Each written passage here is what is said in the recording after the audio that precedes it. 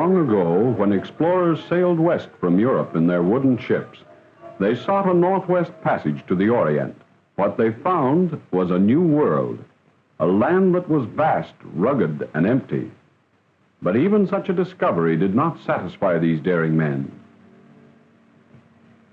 Searching for the route to Asia, some English explorers sailed west through ice-choked straits toward the regions of Canada, now known as the Northwest Territories.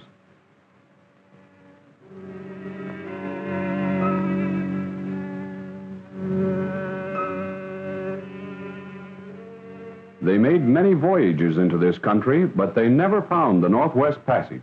Instead, they discovered northern Canada and the waterways which bear their names: Frobisher, Baffin, Davis, Hudson, and others. As time passed, some of the explorers built trading posts. In 1670, they formed a company called Gentlemen Adventurers Trading into Hudson Bay. This was the beginning of the Hudson's Bay Company of Canada, which today carries on a vigorous trade with the Eskimos and Indians living in the north. These primitive Eskimo people lived together in small tribes. They move freely from one hunting ground to another as they follow the game and the fish upon which they live.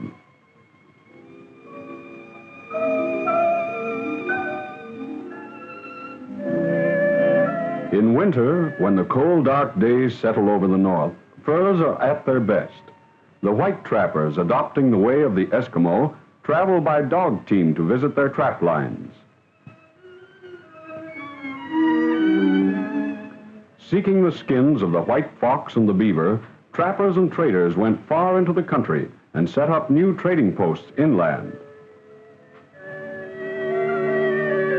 So, exploration and the fur trade together opened up the Northwest Territories. But mountains cut off this great central territory from the Pacific coast. These mountain ranges form an almost unbroken chain along the whole west coast of North America. In 1848, prospectors found gold in the mountains, first in California, later in the Caribou. And still later, searching for gold, they wandered far to the north into the ranges of the Yukon. They panned sand and gravel from the riverbeds and found pockets of placer gold in the Klondike. In 1898, the magic of gold brought thousands of men into the Yukon to build their gold rush towns on lonely, rugged wastes. Winter overtook them as they filed through ice-choked Chilkoot Pass.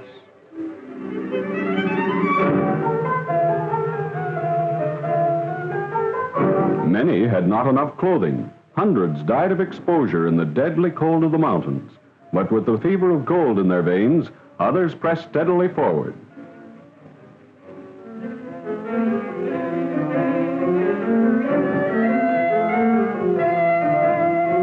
Winter passed into summer, and still they came.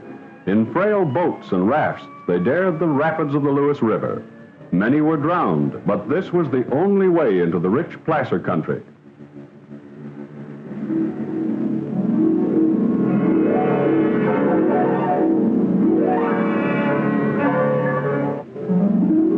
When they had stripped the quick gold from the riverbeds, most of the prospectors moved out of the country, but a few remained to dig deeper into the hillsides and riverbeds of the Yukon. Some formed companies and used hydraulic power to remove the free gold.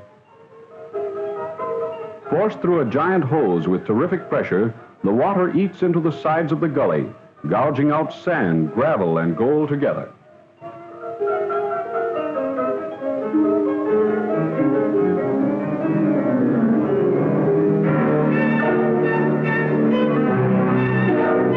This debris then passes through a sluice which catches the gold as it falls from the current. Today, hydraulic mines still operate on many early gold rush sites of the Yukon. But there are other riches to be found in northern Canada, east of the Klondike, lying embedded in the dreary rocks and tundra of the Great Canadian Shield. Around 1920, bush planes began to fly over this lonely country. Pictures were taken of the Mackenzie district from the air. Geologists followed. They studied the strata of this northern land, for the story of the formation of the earth is told in the dip and strike of the rock outcrops, and samples chipped from these stony surfaces help to tell what lies beneath.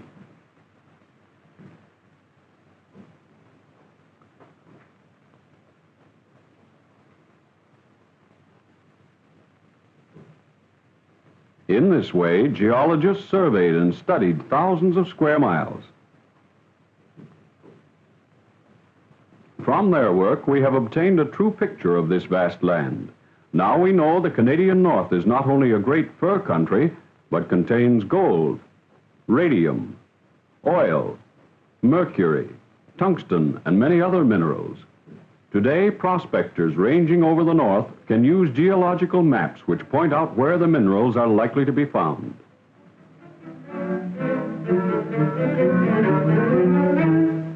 In 1930, prospector Gilbert Labine discovered pitchblende and silver ore on the rocky shore of Great Bear Lake.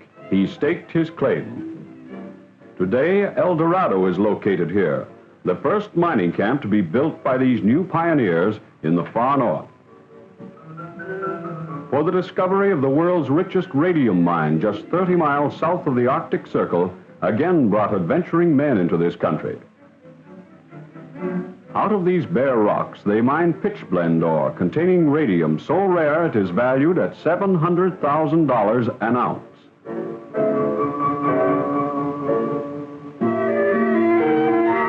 These sacks of ore had to be shipped outside on a 1,200-mile journey to the railway.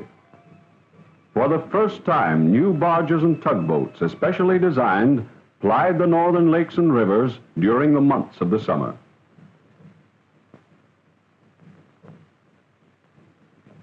In 1932, the oil wells at Fort Norman on the Mackenzie River, closed since 1925, were opened up again. Down the river came new equipment to refine the oil for gasoline. New tanks were built to store the gas and oil, fuel for boats and aircraft and mine machinery in the north. The location for a discovery well was laid by Dr. Ted Link, but Alexander Mackenzie back in 1789 first noted this black oil oozing from the ground. In 1936, on the north arm of Great Slave Lake, veins of gold-bearing quartz were discovered. In 2 years, the town of Yellowknife, with more than 1,000 people, had spread itself over these rocky islands. A town proud of its school, theater, newspaper, and public buildings. Canadian industry is moving to the new mineral regions down the Mackenzie River basin, and aircraft passing swiftly over the rocky wilderness have made this quick development possible.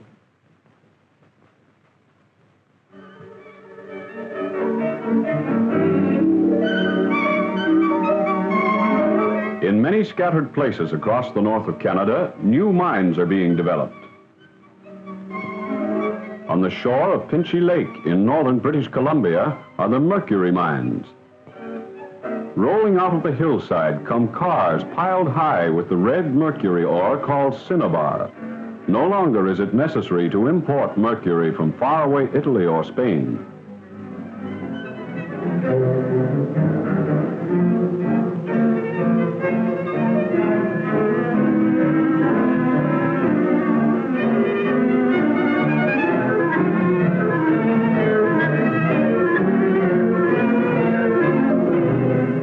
At the processing plant, the ore is roasted. The mercury comes off in the form of vapor and condenses. Then the ore is raked across a drying table, and the liquid metal runs away clear, silvery, and free.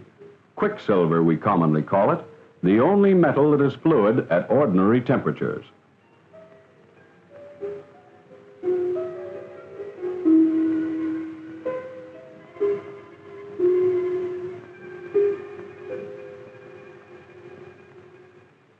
Along the shores of the Athabasca River in northern Alberta are the famous black tar sands.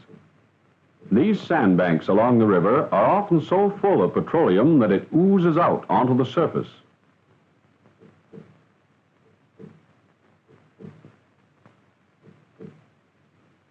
The oil and sand are so mixed that no easy, economical way has yet been found to separate them. But here lies a reserve which someday may yield great quantities of oil. Around these new mining areas will grow the settlements of the future. Northern Canada will be able to supply many of their needs, for here, ready for use, are the farm areas, the fisheries, the forests, and the rivers with their promise of hydroelectric power.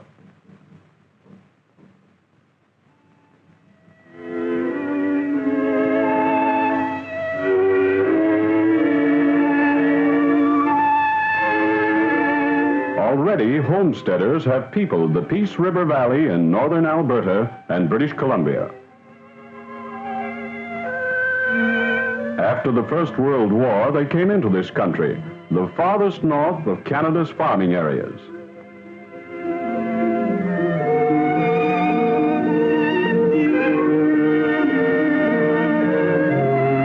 In time, others will follow them to cultivate the fertile land still farther north, where longer hours of sunlight in the summer make up for the shorter growing season. When the pioneers came into this Valley of the Peace, they followed a wagon road. Now the Alaska Highway passes their grain fields.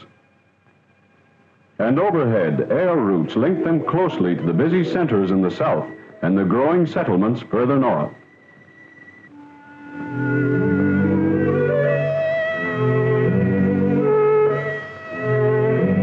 In time, pulp and paper mills will be built in forested areas along the swift rivers. Rivers that will drive logs to the mills and provide electric power for the machines.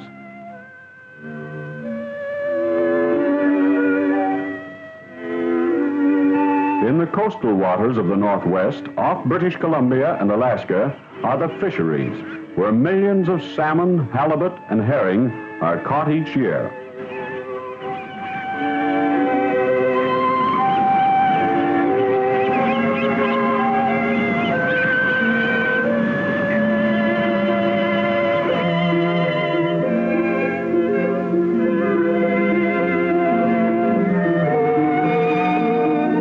Inland, in the northern lakes and rivers, there is a great reserve of commercial and game fish. Someday, these rivers will echo with the shouts of sportsmen, but today, their stillness is broken only by the splash of salmon breaking water,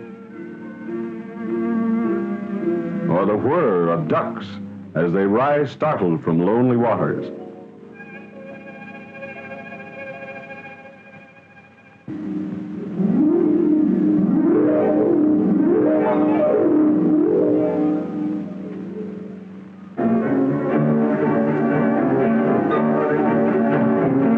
Although plains have passed over the barriers of mountains and distance, and industry is venturing into the north, this is still a land of challenge, a land for pioneers.